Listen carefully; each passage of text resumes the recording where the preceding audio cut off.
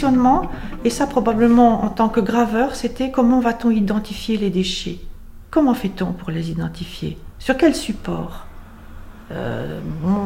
Et puis je me suis dit, mais les supports, non, les supports, ils ne dépasseront jamais une centaine, 200, 300. Et puis pour les déchets hautement radioactifs, c'est impossible qu'on traverse avec nos supports actuels ce temps.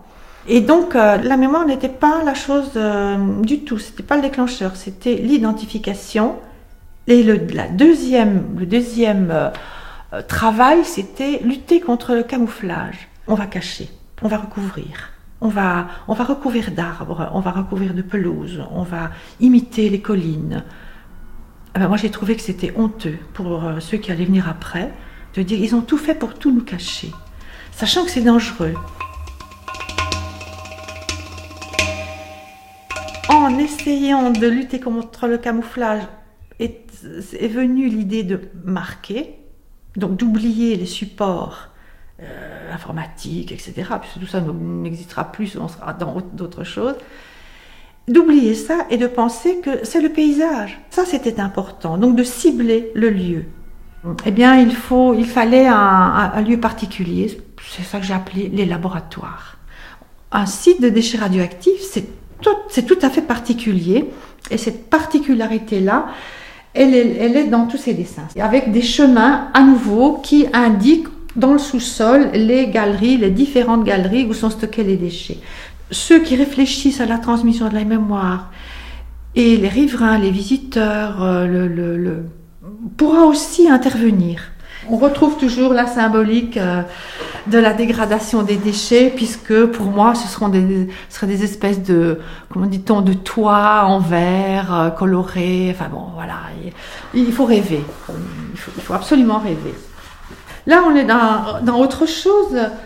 C'est une colline artificielle qui est construite sur le site, et dans laquelle il y a des galeries, il y a des possibilités de donner des concerts.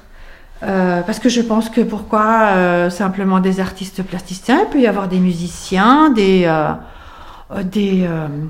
conteurs, voilà. Donc ce sont des lieux de rencontre, d'écriture, mais ouverts vraiment à tous.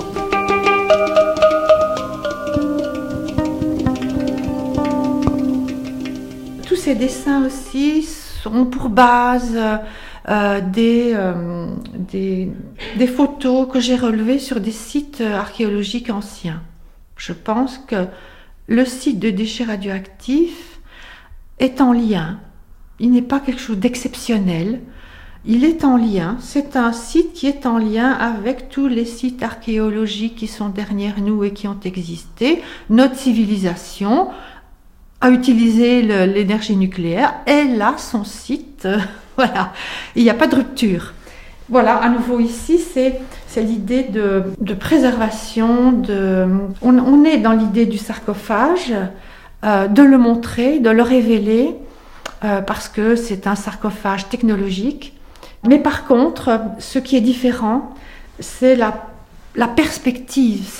On sait que le temps sera très très long, très très long. On l'évalue à un temps qui est incompréhensible pour nous humains, parce qu'on a une petite vie toute courte par rapport à ça.